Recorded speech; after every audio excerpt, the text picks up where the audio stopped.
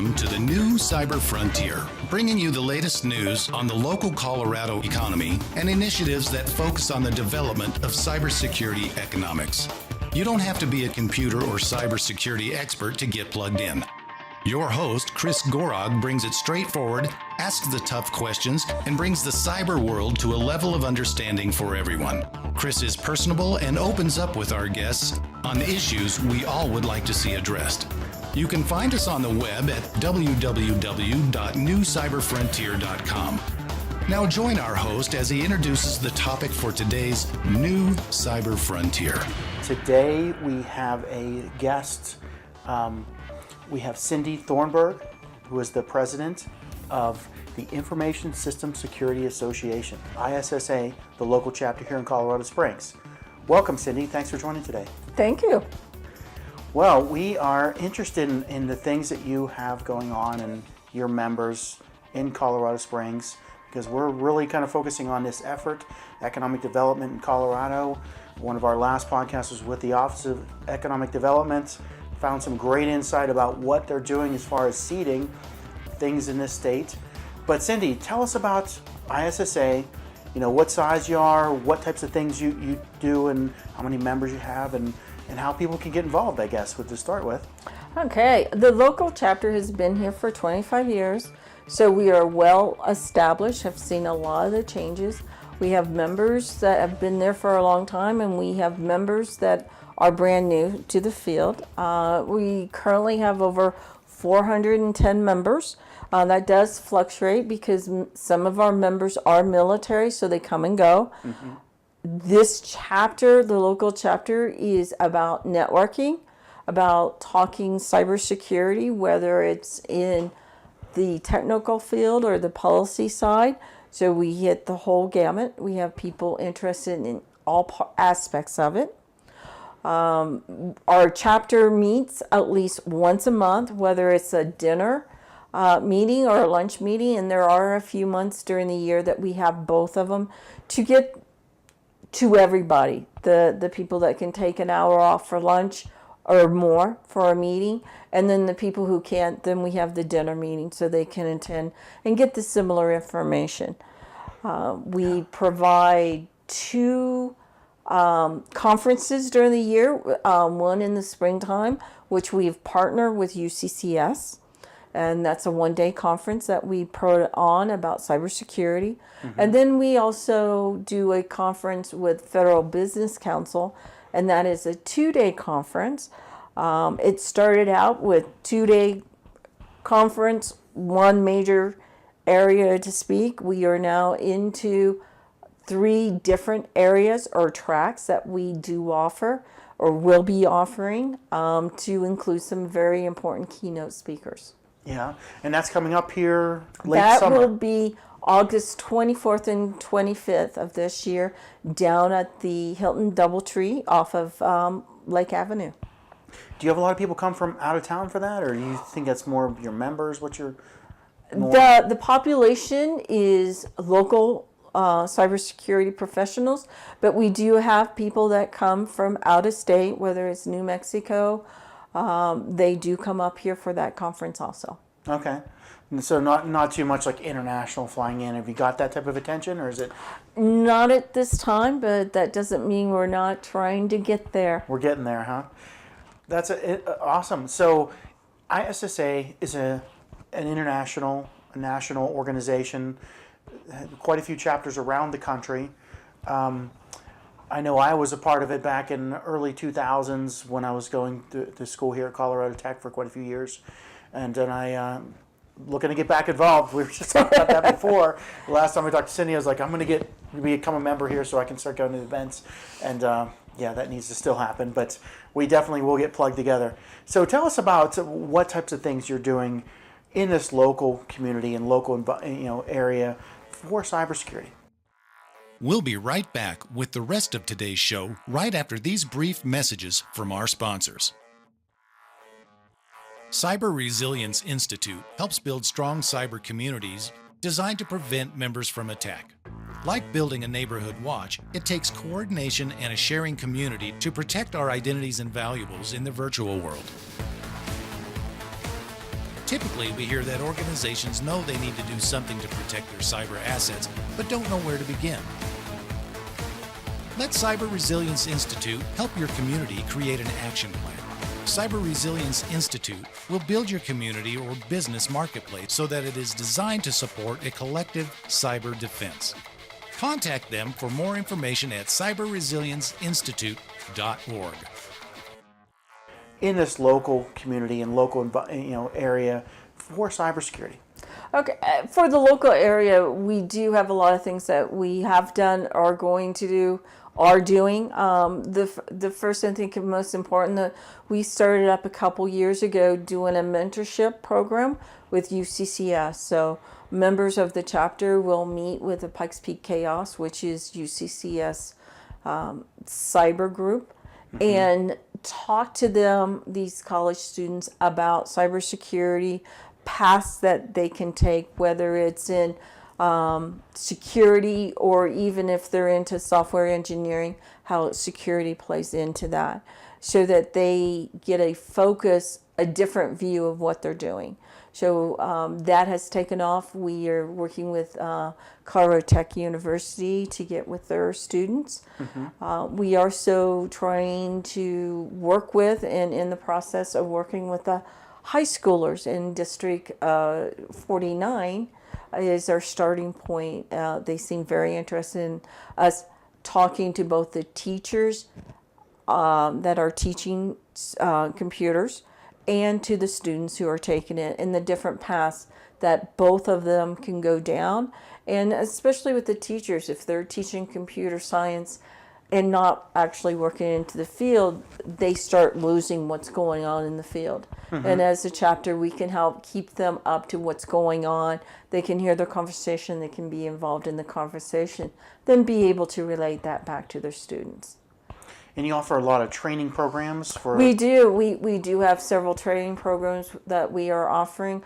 Our two major ones is CISSP. It's a training for every other Saturday because it is an 8-hour class and a lot of information coming out.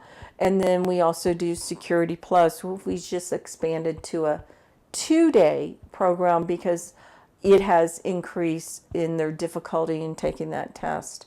We also have study groups. So if you are interested in like CISSP IP, which is another version, or CISM, which again is another certification, we can then call out to members who have that certification and people who want that certification, and they can do some study groups.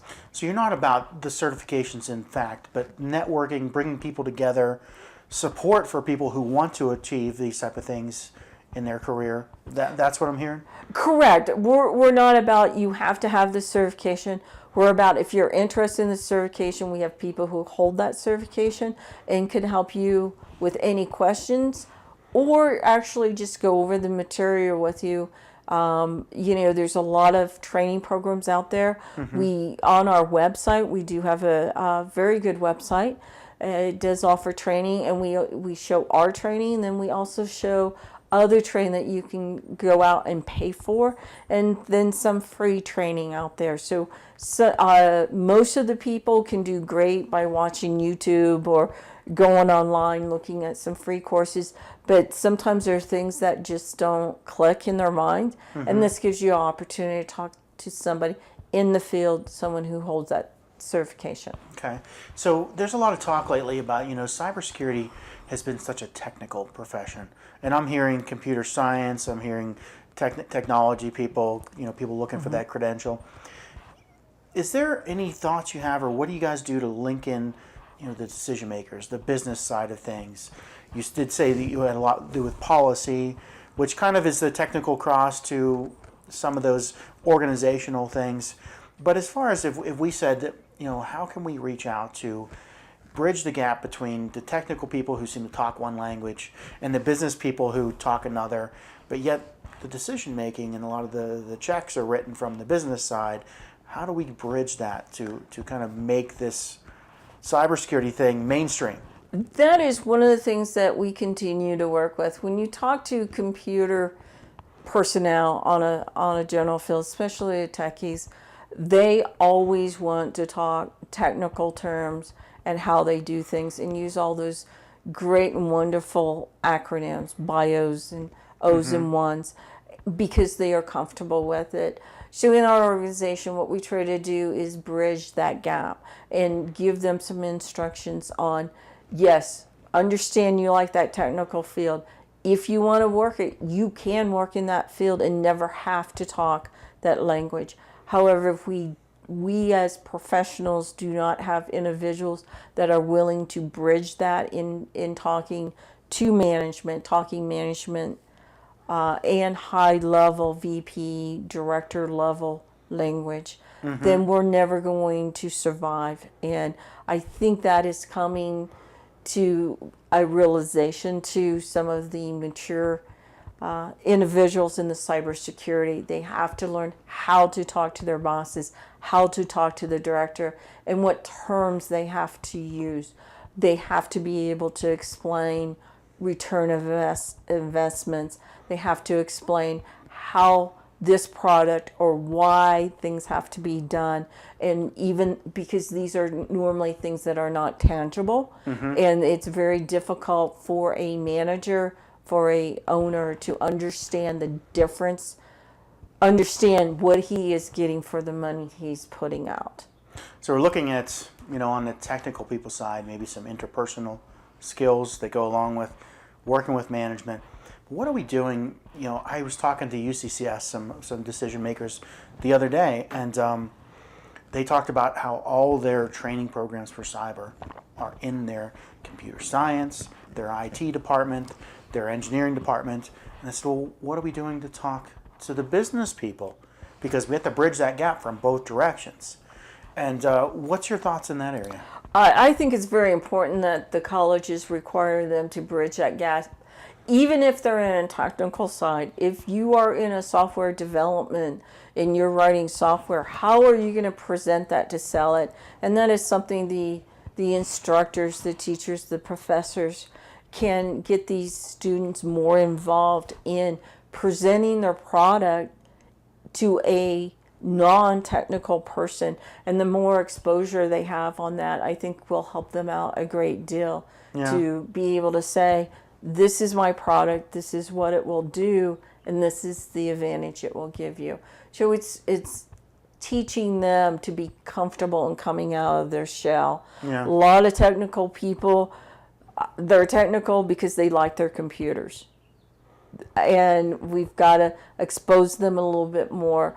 The local chapter here had what we call a networking event last year, where people came and the whole theme was, don't talk to somebody you know.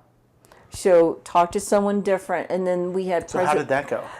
Actually, it went very, very well. It was superb. We had a few companies there. We had Bonacor. We had a couple other companies come in and talk how to interview, how to apply for a job, how to use social media to be able to go out and get a job. So it did work out well. We will also do it again this year in September. But our theme this year is don't talk to who you know, but we're going to present information how to promote yourself, how to talk to your boss, how to promote the things that you do, how to get your stuff ahead, whether it's with certifications or capabilities. Yeah, it's always that divide. I guess I'm always curious. What if you look at it the other way? What are we doing to train the business people to understand us techies? And that's been interesting.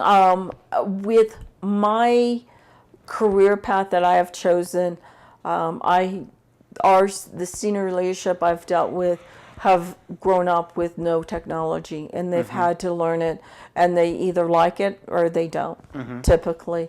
What I've seen in the last few years now is that leadership has learned to embrace technology out of necessity. Or else they're moving out of the workforce. Are we saying we have to get rid of them? Is that what you're saying? They're seeing they don't have an option. Yeah. So they have to embrace it, and even if they don't like it, they know it is something they have to use, and being able and getting their support about the security of this and understanding it better. And the more that the upper management becomes aware of technology, becomes a little bit easier to talk to them on a regular basis. We do have some people out there still, some upper management that are not that does not understand technology, and it's talking to them and explaining, do you understand what this means, and breaking it down for them in their terms. Yeah. We'll be right back with the rest of today's show right after these brief messages from our sponsors.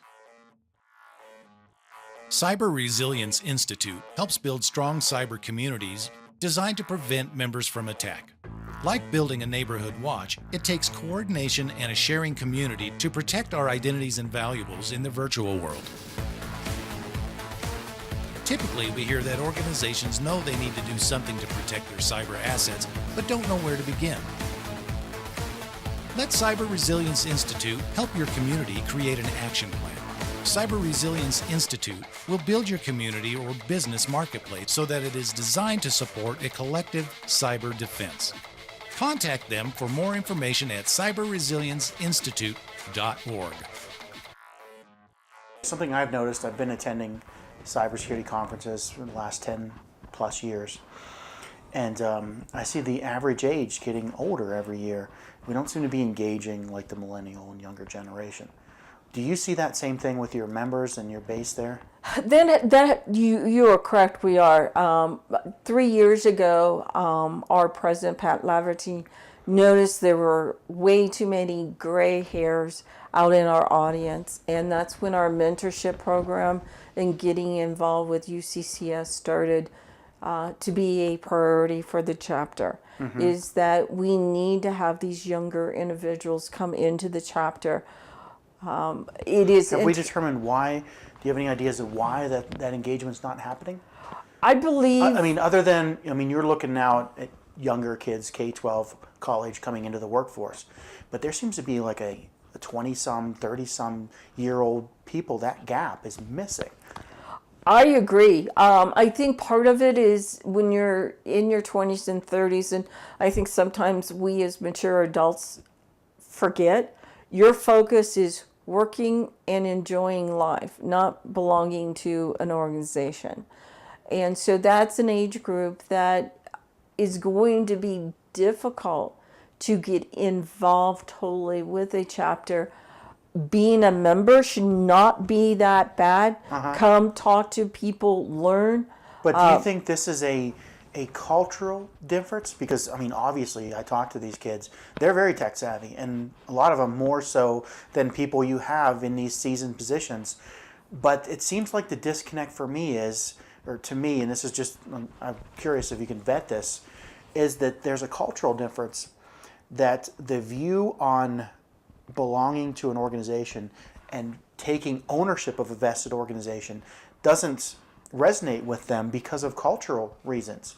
And I cite quite often that for a lot of them, Edward Snowden is their hero. The people who are against companies, against governments, against big business are the people that they would follow.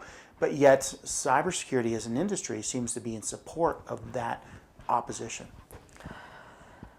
I think we're looking at society as a whole. Let's look at society and the way that generation, the 20s and the 30s, every one of us have been non-establishment. You talk about let's just go back as far as the 70s and the 80s, and establishment was bad, and the thought pattern was non-government, free love. In the 90s, beginning with the 2000, it was a different focus than it is now. We've got to protect the environment. We've got to do things, again, non-establishment. So I think it's that rebellious age Do you think that village it group. fixes itself with age and these people come in when they get to a certain age? Or do you think the culture is going to change something? The next thing is going to come around in that age group and something at the higher ages is going to fade off? I don't believe so. I think what we're going to see is that as they mature, as they start building their lives, building their families, that they realize at that point, oh, maybe this isn't a bad thing. I think the organization like ISSA, yes, we're going to get, and I think we're working towards getting more of the late 30s involved, maybe early 30s involved, because they're going to be starting their families and their careers more prominently and seeing the advantage of being in these type of organizations. We as an organization need to look at trying to figure out how to associate with the younger group. And I believe with the younger members, we're going to be able to do that. And that focus with our mentorship program is occurring right now. Our membership lead, Melissa, asked if, hey, can I have pizza and beer party with the individuals? Why, of course you can. We'll give you a budget and, go with them. So it's us as the mature generation being able to go, yes, it's okay, because that's how they're going to learn. That's how they're going to see the organization expects and respects them for who they are and what they do. As a mature individual, sometimes I don't always agree or see their point of view and have to go, wait a minute, it's a new generation. They have to do it their way to get to the same point. Just like when I was that age, I had to do it my way. I'm not going to listen to some gray hair person about how to live my life. And so I think it's a changing of the organization of mindset to be able to let them learn that way. If that's what you want to learn Security Plus and you want to sit outside and do it, what's the harm? So now I've also been to a lot of entrepreneurial groups in town, and I've seen that demographic there. It's in a different direction. So, and I've heard so much over and over again that the culture has changed to where, from that age down, it's an entrepreneurial culture. And the aligning with big organizations, big businesses, is not really in their thought process. And I see that when I go to these startup meetings and everything, new tech and whatever, they're represented there, and they're all excited about something that is their own startup and working on their own, building their own brand online, whatever they're doing. But that age and that demographic is in this local area. It is in those organizations, but not in the cyber. And I just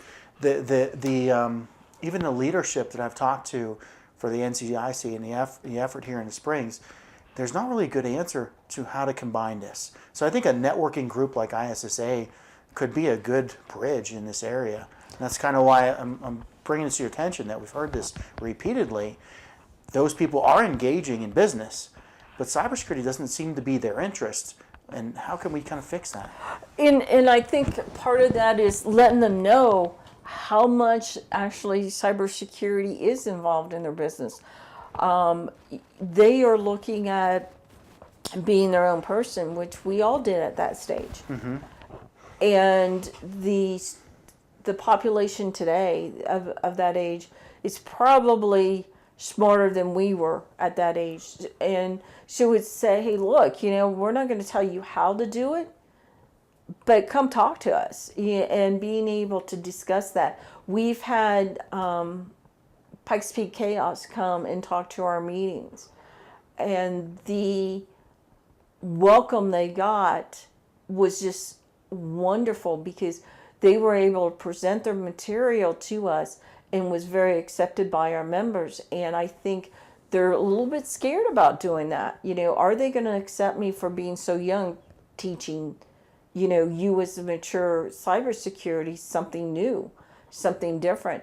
And they learned, I believe, very quickly, oh yeah, and show them that respect. And a lot of times I think they just need to know that they're going to be respected for who they are.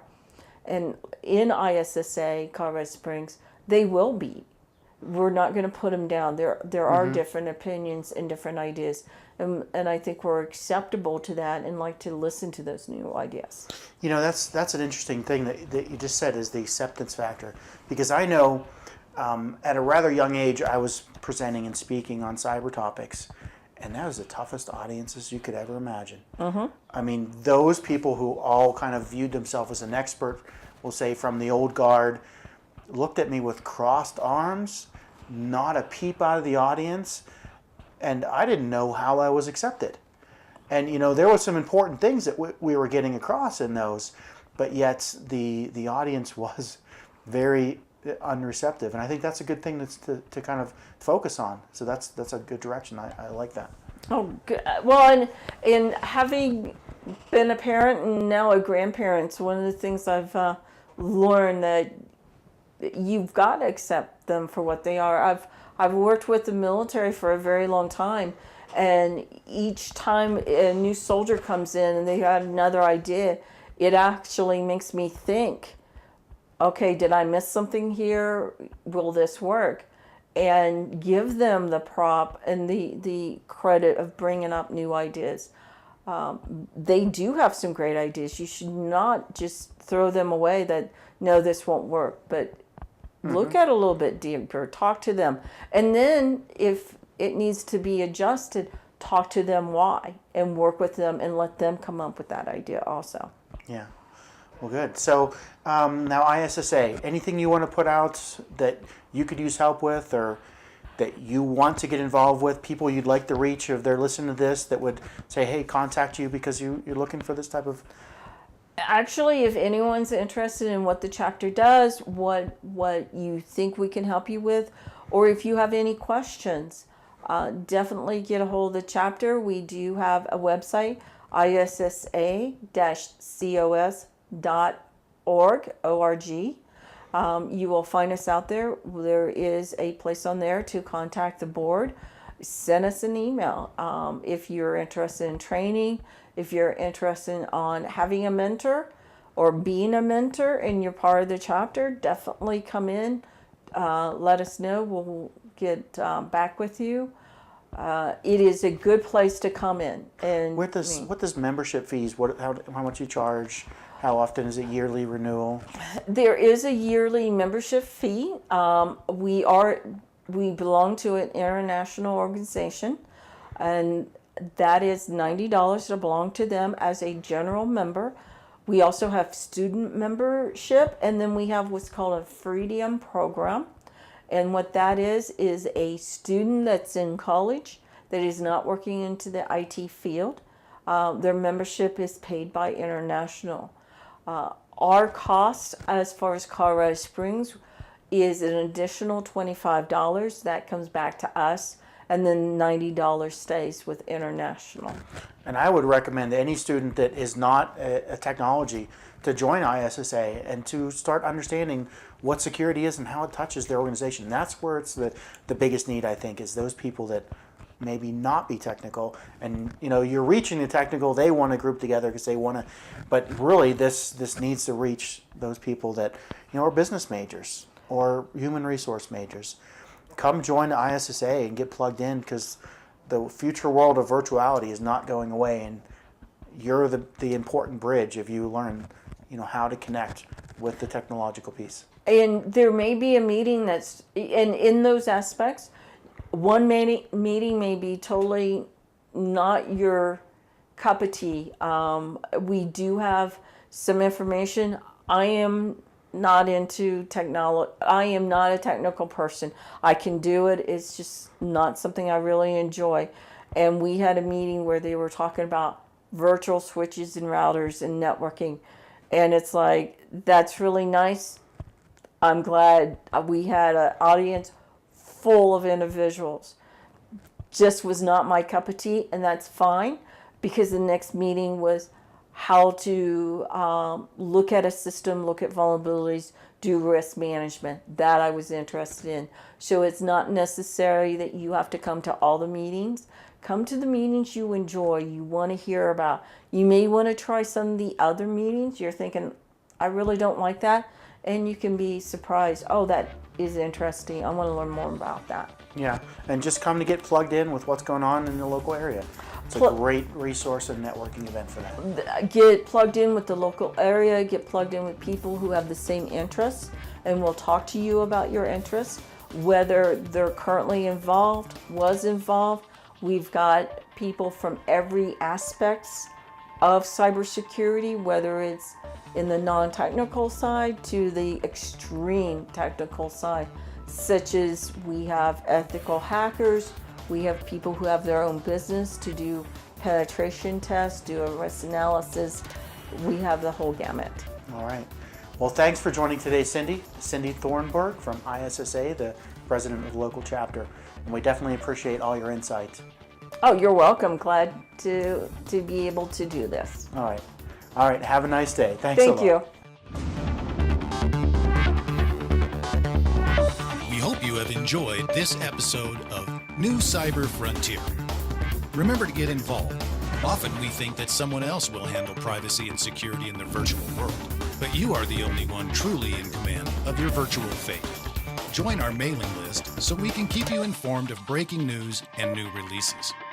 If you have an idea, if you have a question that you would like to hear answered, or if you want to get involved with our efforts, reach out to us at newcyberfrontier.com. We also encourage you to visit our sponsors' links, as they are the ones that really make this show possible. I want to thank each of you for supporting the show, and we look forward to seeing you back for the next episode of New Cyber Frontier.